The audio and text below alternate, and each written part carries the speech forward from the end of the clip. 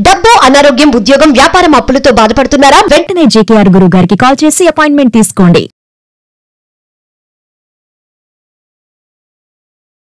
నమస్తే, welcome to Suman TV. ప్రస్తుతం మనతో పాటు కేరళ జ్యోతిష శాస్త్ర నిపుణులు, law of attraction, life and money coach, అంతేకాకుండా హస్త సాముద్రికలో నిపుణులైన, అంతేకాకుండా మనకి పుట్టుమచ్చల శాస్త్రం, ప్రశ్న శాస్త్రం ద్వారా మనకి జ్యోతిష్యం చెప్తారు బహుముఖ ప్రజ్ఞాశాలి డాక్టర్ బ్రహ్మశ్రీ జేకేఆర్ గురువు గారు ఉన్నారు. వీరితో ఈ రోజు కొన్ని విషయాల గురించి మనం చర్చిద్దాం.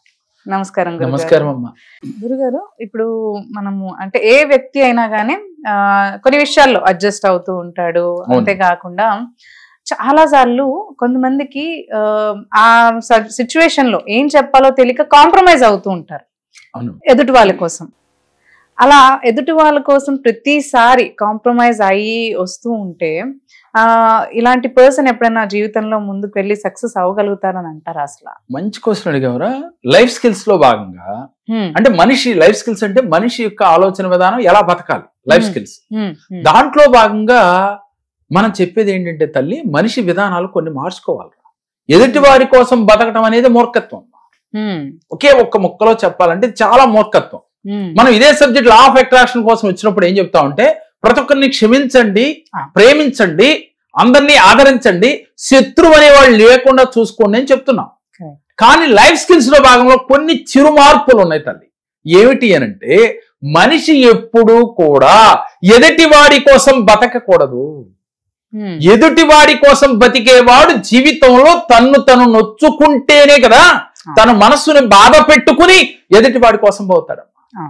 మరి అలా బతకాలి అంటే నువ్వు బతికినట్టా కాదా ఒక్కసారి క్వశ్చన్ చేసుకోమ్మా. నువ్వు మానసికంగా లోపల చచ్చి బతుకుతున్నావనే కదా ఘాటుగా చెప్పినా వాస్తవం అదే. నీకేమని ఉంటది?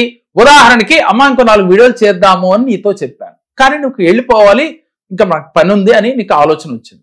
కానీ సార్ అన్నారు కదా, ఏమన్నా అనుకుంటారేమో, వెళ్ళిపోతానంటే ఫీల్ అవుతారేమోనని సరే చేద్దాం అంటున్నావు. లోపల బాధ ఉంటది, ఏమని? వెళ్ళిపోవాలి, నాకు అర్జెంట్ పని ఉంది అని చెప్పలేవు. కానీ అప్పుడు నువ్వు రాజీ పడ్డావు. ఆయన ఏదో అనుకుంటారని మనసులో నువ్వు ఇలా అన్నావు. కానీ వాస్తవానికి నీకేమనుంది? వెళ్ళిపోవాలి అని ఉంది.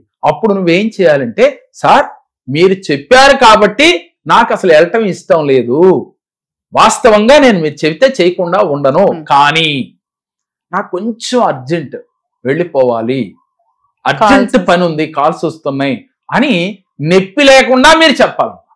ఇలా ఎప్పుడైతే నువ్వు చెప్పి నీ పనికి నువ్వు రాజీ పడకుండా నువ్వు వెళ్ళావో, నువ్వు ఇక్కడ సక్సెస్ అయినట్టే, అక్కడ సక్సెస్ అయినట్టే.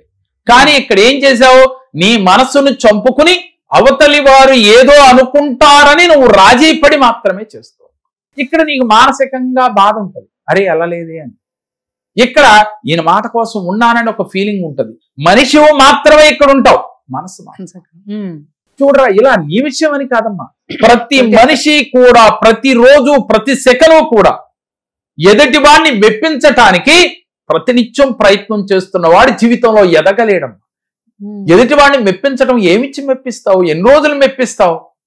అంటే 10 రోజులు నువ్వు 10 సార్లు వారికి రాజీ పడి వారికి అనుగుణంగా బతికి ఒక్క రోజు నీకు కుదరిన నాడు అతను దూరం అవుతాడు కదా.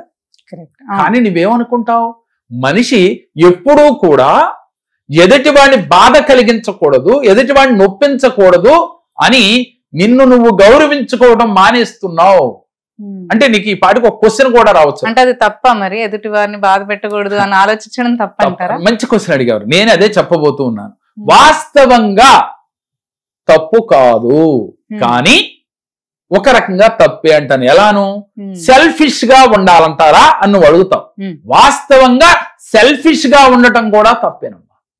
నేను నాకే అని ఉండకూడదు, మనం చెప్పే సబ్జెక్టులే కదా. కానీ నువ్వు ఎప్పుడైతే నిన్ను గౌరవించడం నువ్వు తెలుసుకుంటే ఎదుటి వ్యక్తిని గౌరవిస్తున్నట్టే నువ్వు. కానీ నువ్వేం చేస్తున్నావు? ఎదుటి వ్యక్తిని గౌరవించుకుని నిన్ను నువ్వు గౌరవించుకోవడం మానేస్తున్నావు. నిన్ను మనస్సును నువ్వు చంపుకుని బతుకుతూ ఉన్నావు. ఎన్నాళ్ళని రాజీతో బతుకుతావు. ఇలా బతికితే నువ్వు ఆనందంగా బతికినట్ట, నువ్వు జీవితంలో సక్సెస్ అయినట్ట, ఫైనాన్షియల్ గా ఎదిగి ఉండొచ్చు. కానీ సార్ చాలా మంచోడని అందరి మన్నల్లో నువ్వు పొంది ఉండవచ్చు. కానీ ఏ రోజు కూడా నువ్వు మానసికంగా ఆనందంగా Happy గా. లేవు. ఎదుటి వాడిని ఆనందపరచడం కోసం నీ మనసుని చంపుకొని జీవితాన్ని జీవిస్తున్నావు కదా. Correct. ఇప్పటికైనా మనం తెలుసుకోవాల్సింది అదే. మనిషి పరిపూర్ణంగా బతకటము అంటే నువ్వు ఆనందంగా ఉంటూ ఎదుటి వాడిని ఆనందింప చేయటం. కానీ ఎదుటివాడి ఆనందం కోసం నువ్వు బతకటం కాదు. భార్యని ఆనందంగా ఉంచటం కోసం భర్త రాజీ పడటం. రాజీ పడితేనే భార్య ఆనందంగా ఉంటదా? లేక భార్య ఆనందంగా ఉండటం కోసం భర్త రాజీ పడ్డాడు, అదేవిధంగా భర్త ఆనందంగా ఉండటం కోసం భార్య రాజీ పడాలా? వాస్తవం అయితే కాదమ్మా. రాజీ పడకుండా వీరు ఆనందంగా ఉంటూ ఎవరైతే అనుకున్నారో వారు ఎదుటి వారిని ఆనందంగా ఉంచేటట్టు చేయాలి. అంటే అక్కడ ఏది చేసినా మొహమాటం అనేది పనికిరాదు. నేను చాలా సార్లు లా ఆఫ్ అట్రాక్షన్ లో చెప్తుంటాను, అప్పు పాపము అని అంట. ఇదేంటి సార్ అప్పు పాపం అంటే జీవితం ఎలాగో? అంటే ఉన్నవాడికి సరిపోద్ది, లేని వాడికి ఎలాగో? అంటే అప్పు చెయ్యొచ్చమ్మా, కానీ మనం విలాసాల కోసం చేయకూడదు అని చెప్తూ ఉంటాను. అలాగే దోబరా ఖర్చులు చేయడానికి చేయకూడదు అని చెప్తాను. ఒక ఇల్లు కొనుక్కోటానికో లేదు, మన నిత్యావసరంలో ఒక కారో బైకో కావాలి, లగ్జరీగా తిరగడానికి కదమ్మా, కావాలి అనుకున్నప్పుడు, అవసరం నీడ్ అనుకున్నప్పుడు అప్పు చేసి కొనుక్కోవడం తప్పులేదు. కానీ లగ్జరీ లైఫ్ అలాగే చెడు అలవాట్ల కోసం మనం అప్పు చేసి చేయకూడదు అని చెప్తుంటాను. అంటే ఇక్కడ రాజీ పడచ్చు, కానీ వాటి కోసం రాజీ పడి చేస్తే జీవితం కొలాప్స్ అయిపోతుంది. కాబట్టి ఎప్పుడూ కూడా అమ్మ మొహమాటం అనేది జీవితంలో శాపంగా మారుతుంది. అతి మొహమాటస్తుడు జీవితంలో బాగుపడిన చరిత్రలే లేవమ్మా. ఎవరికో ఒక బ్యాంక్ లో షూరిటీ పెట్టమని వచ్చారు ఒక ఎంప్లాయ్ దగ్గరికి. వస్తే అతను ఏం చేశాడు? పెట్టాలో తెలియదు, వద్దో తెలియదు, కానీ వద్దని మనసు చెబుతుంది. అలాగే తన శ్రేయభిలాషులు చెప్తున్నారు, భార్య చెప్తా ఉంది, కానీ అవతల వాడు ఏమనుకుంటారో అని వాళ్ళకి, అంటే వాళ్ళ మనసు ఎక్కడ నొచ్చుకుంటుందో అని షూరిటీ పెట్టాడు అనుకుందాం. ఈ షూరిటీ పెట్టిన తర్వాత అవతల వాడు కట్టలేదు.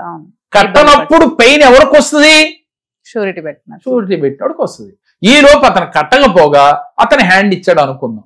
ఆ పెయిన్, బరువు, బాధ్యతలు అన్ని ఇతని మీద పెడతాయి. ఇతను ఫ్యామిలీ గడపాలి, ఇతను హ్యాపీగా ఉండాలి, ఇతని మీద లేనిపోని బర్డెన్స్ వచ్చేస్తాయి. ఎందుకు వచ్చింది ఈ బర్డెన్? ఎందుకు పడింది? ఒకే ఒక్కటి, అదే మొహమాటం. ఆ రోజే నేను పెట్టనమ్మా, నాకు కుదరదు అని అంటే ఇలాంటివి రావు కదా. మరి అక్కడ ఆ రోజు నొచ్చుకుంటారని నువ్వు చేసావు, ఈ రోజును నువ్వు నొచ్చుకున్నావు, మళ్ళీ వాళ్ళని ఎదురు నువ్వు ఆ రోజైనా అడుగుతావుగా ఎందుకు పెట్టలేదని. ఏదో ఒక రోజు అతల వ్యక్తి నొచ్చుకుంటాడుగా. ఆ నొచ్చుకునేదో మెత్తగా నా వల్ల కాదు, నేను ఆల్రెడీ పెట్టేసి ఉన్నాను, నాకు చెల్లదని మంచితనంతో చెప్పొచ్చు కదా. ఇది మనం చేయవలసిందమ్మా. ఎదుటివాడు అంటే వాడు బాధపడతాడు అని నువ్వు ఫీల్ అవ్వకుండా, బాధపడకుండా చెప్పి తప్పుకోవటం నేర్చుకోవాలి. అప్పుడే వీరు జీవితంలో ఉన్నతంగా ఎదగలుగుతాడు.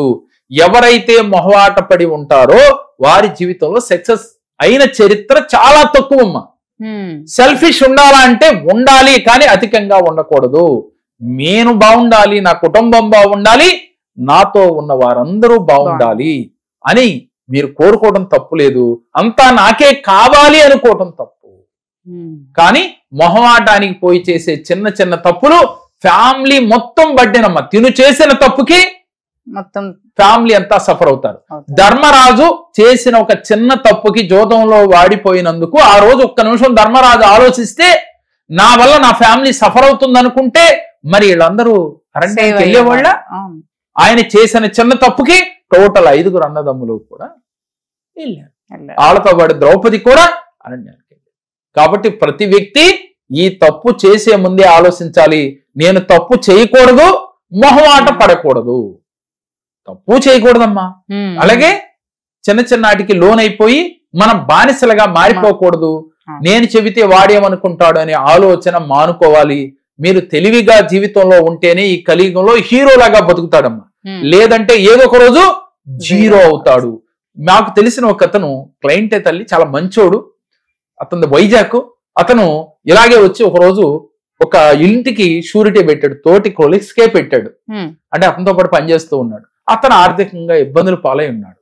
ఈ లోపు అతను ఐపీ పెట్టాడు, జాబ్ మానేశాడు, వెళ్ళిపోయాడు. వెళ్ళిపోయిన తర్వాత ఇల్లుకి షూరిటీ పెట్టాడుగా, దాని వడ్డీ కట్టమని ఇతని జీతంలో కట్ అయిపోతా ఉంది. ఆ ఇల్లు అమ్మలేడు, ఇతని జీతంలో నెలలా కట్ అవుతుంది, బ్యాంక్ వాళ్ళతో ఒత్తిడి అయిపోతా ఉంది. అప్పుడు నా దగ్గరికి వచ్చారు, ఎందుకు చేశావు నాకు చెప్పకుండా అనంటే, లేదు సార్ పక్కనే ఉంటాడు, పక్కనే రోజు కదా అందుకని చేశాను. ఇల్లు పెట్టాడు కదా అని. ఇప్పుడు ఆ ఇల్లు అమ్మాలంటే అతను రావాలి. అతను ఫోన్ చేసి అడిగితే అంటాడు రా తల్లి, నాకు ఇప్పుడు ఎన్ని కుదరవు, నేను రాలేనప్పుడు, నేను వస్తే అప్పులో నా వెనకాల పడతారు, నేను వస్తాను, వచ్చినప్పుడు సెటిల్ చేద్దాం. ఈ లోపు ఈ బ్యాంక్ వాళ్ళు అతను ఒత్తిడి పెడతాడు. అంటే ఇక్కడ కారణం ఏంటి, ఎందువల్ల జరిగింది ఇది? కేవలం మొహమాటమే కదా. ఆయన ఏమనుకుంటాడు అని. మరి అదే ఏమనుకుంటాడు అనే పరిస్థితి ఇప్పుడుందా? అదే ముందుంటే ఈ ఇబ్బందులు మీరు ఫేస్ చేయరు కదా. కాబట్టి అతి మొహమాటం ఎప్పుడు సర్వత్రా మంచిది కాదు. చాలా చక్కగా వివరించారు, ధన్యవాదాలు. ఎలాంటి సమస్యతోటైనా మీరు బాధపడుతున్నట్లయితే గురువు గారిని సంప్రదించాలి అంటే స్క్రీన్ పైన మనకి నంబర్స్ ఉన్నాయి. ఆ నంబర్స్ ని కనుక మీరు కాంటాక్ట్ చేసినట్లయితే గురుగారితో అపాయింట్మెంట్ తీసుకుని మీరు మాట్లాడి మీ సమస్యకి సొల్యూషన్ అనేది మీరు పొందొచ్చు. నా పేరు సుజాత, మేము కడప జిల్లా ప్రొద్దుటూరు నుంచి వచ్చాం. మా భర్తకి మాకు ఆర్థిక ఇబ్బందులు ఉండడం వల్ల గురూజీని వచ్చి కలిసాము. ఆయన చెప్పిన సూచనలన్నీ పాటించినాము. అవన్నీ మా ఆయన డైలీ చేస్తున్నాడు. మాకు చాలా బాగుంది. అందుకని మళ్ళీ వచ్చి స్వామి కలవడానికి వచ్చినాం.